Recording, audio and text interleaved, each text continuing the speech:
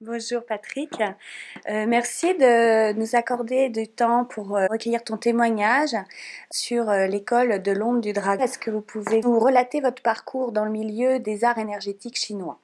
J'ai commencé les arts martiaux en 84 par du karaté. J'ai fait du karaté, j'ai fait jusqu'au champion de France junior, vice-champion de France junior. Puis après, j'ai commencé l'aïkido.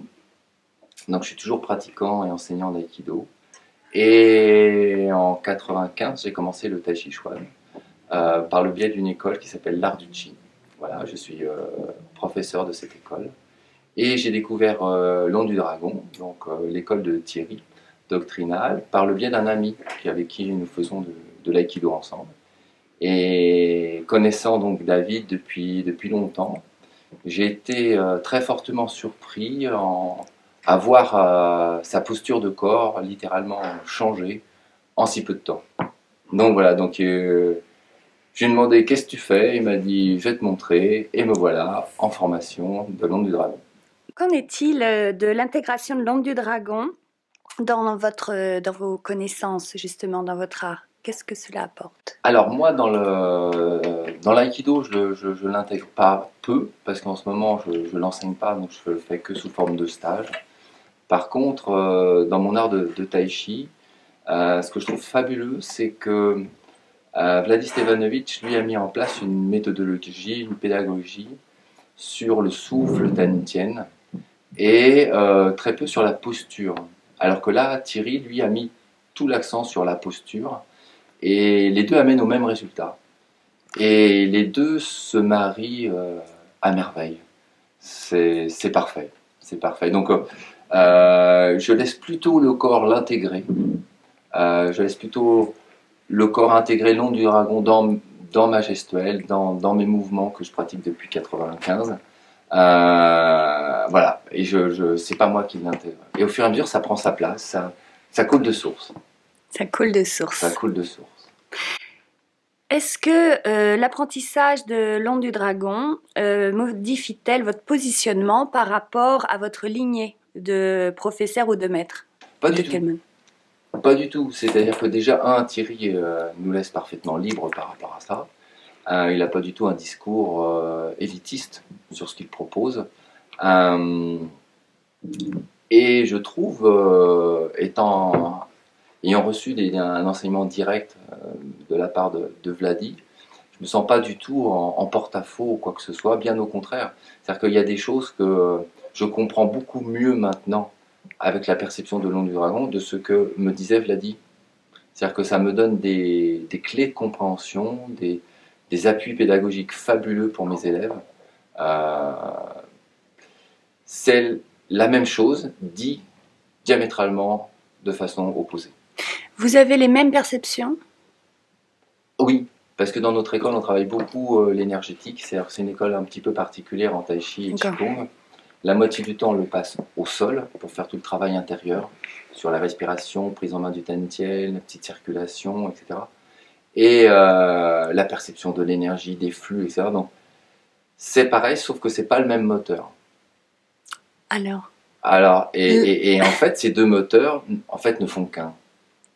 C'est-à-dire que moi, le moteur qu'on m'a enseigné, c'était le Tantien, un travail d'Tien, alors que là, c'est l'onde du dragon qui est en relation avec le Tantien. Donc, c'est une autre vision de la même chose. À qui conseilleriez-vous particulièrement la pratique de l'onde du dragon? À des chercheurs. Enfin, moi, voilà, ça fait depuis 90 que j'ai commencé l'aïkido. Quand j'ai commencé l'aïkido, je faisais 15 heures d'entraînement semaine avec mon professeur d'aïkido. J'ai commencé le tai chi avec Vladi, je partais en stage. Je faisais des 8 semaines de stage, 6 heures par jour. J'ai adoré d'être nourri. Et là, je trouve enfin Thierry, et pareil. Beaucoup de travail, nous sommes vraiment nourris.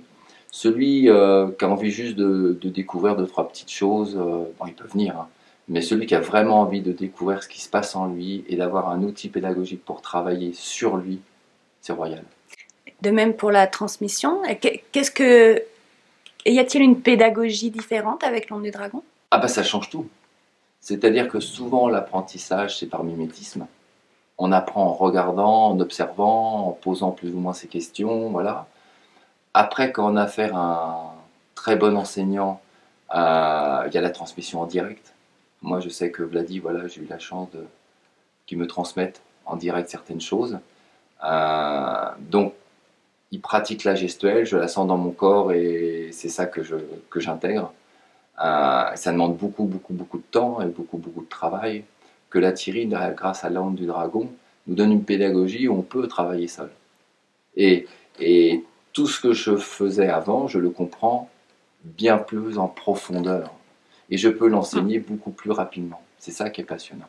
D'ailleurs, j'ai revu toutes mes postures. C'est terrible. On réapprend à marcher. C'est ça. Est-ce qu'il y a une notion de joie, d'enthousiasme? Ce que je vois chez mes élèves, donc Thierry dit voilà, commencez, enseignez ce que vous comprenez, avancez. Les effets chez eux sont radicaux. Et ça les met en joie. Moi, ce qui me met en joie, c'est la compréhension de ce qui se passe. Moi, j'ai fait un peu d'études scientifiques. J'ai fait maths sup, maths spé, etc. Avant de vivre uniquement du tai chi. Donc, comprendre des choses, ça me plaît bien. Pouvoir les intégrer, les expliquer, les décortiquer, et surtout, pour arriver à un truc fabuleux, les vivre.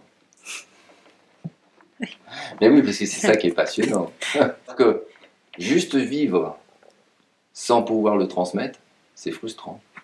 Je pose spécifiquement cette question aussi par rapport à la santé. Oui. Est-ce que l'onde du dragon a un impact sur la santé ou peut avoir un impact sur la santé? Alors moi, j'ai pas assez de recul. D'accord. Par contre, j'ai eu un phénomène très étrange. Donc moi, un ami acupuncteur me disait, Patrick, t'es un yang de yang. Voilà. Donc chaud. J'ai toujours les pieds chauds. Voilà, ça fait plusieurs années où je mets pas de chaussures, je suis toujours pieds nus.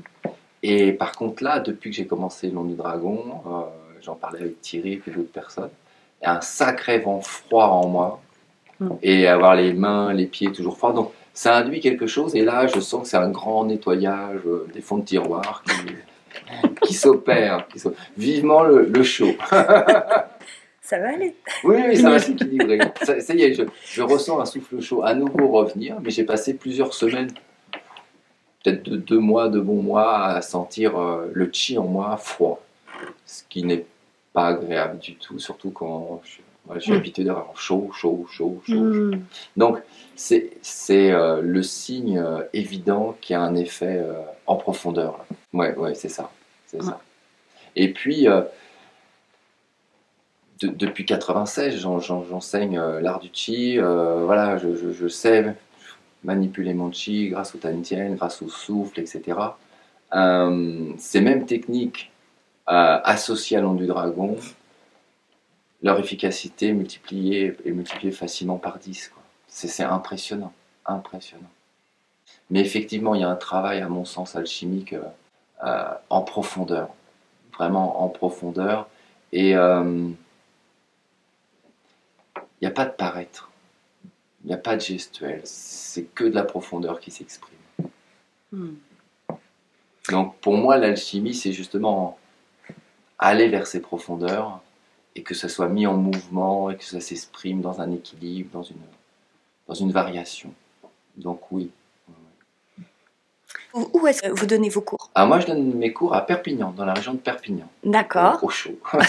Alors, soit à Patrick Aurel, soit sinon l'Arbre et le Vent. Mon association s'appelle l'Arbre et le Vent. Que l'on peut retrouver sur Internet? Sur Internet. Et je donne pas mal de cours, je donne plus d'une 20aine d'heures de cours par semaine, en journée, en soirée, donc il y a de quoi faire. Voilà. Il y a de quoi faire. Merci beaucoup.